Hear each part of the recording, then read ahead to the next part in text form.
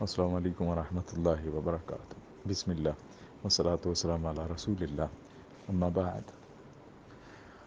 آپ کی بات بالکل درست ہے کہ بہت زیادہ اقوال کے اوپر یہ لکھا ہوتا ہے کہ سیدنا علی رضی اللہ عنہ نے فرمایا یا مولا علی نے فرمایا، یا کوئی اچھی بات، اچھا قول لکھا ہوتا ہے اور اس کے اینڈ پر لکھا ہوتا ہے کہ فرمانے حضرت علی یا سیدنا علی۔ حالانکہ حقیقی بات یہ ہے کہ ہماری سوسائٹی میں جھوٹ بہت زیادہ عام ہے۔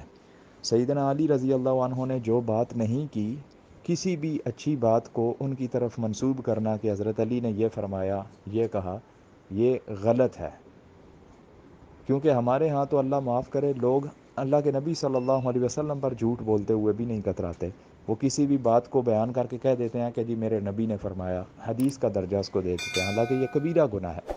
اسی طرح کسی صحابی، کسی محدث، کسی اللہ کے ولی کی طرف کوئی ایسی بات منسوب کرنا، چاہے وہ کتنی اچھی کیوں نہ ہو، کتنی اچھی بات کیوں نہ ہو، لیکن وہ بات اگر انہوں نے نہیں کہی اور آپ نیچے لکھ دیتے ہیں کہ یہ قول سیدنا علی کا ہے یا سیدنا علی نے یہ بات ارشاد فرمائی ہے، تو مجھے یہ بتائیں کہ اللہ کی عدالت میں کیا ان لوگوں سے یہ سوال نہیں ہوگا کہ جو جھوٹی باتیں بنا بنا کے ان کی طرف منسوب کرتے تھے، بھلے ہی وہ دینی بات ہو، جتنی مرضی اچھی ہو۔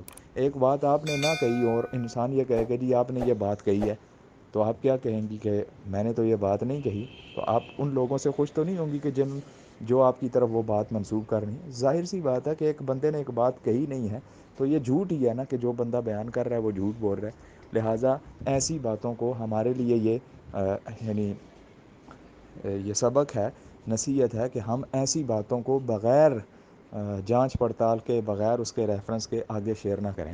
صرف جہاں پہ کوئی بھی اچھی بات ہو، لکھا ہو کہ یہ بات یعنی ایسی ہے، اور نیچے سیدنا علی کا، سیدنا ابو بکر رضی اللہ عنہ کا یا کسی اور کا قول لکھا ہوا ہو، نام لکھا ہوا ہو، تو جب تک اس کے پیچھے کوئی سند نہ ہو، اتھینٹسٹی نہ ہو، تو وہ آگے سینڈ نہ کیا کریں۔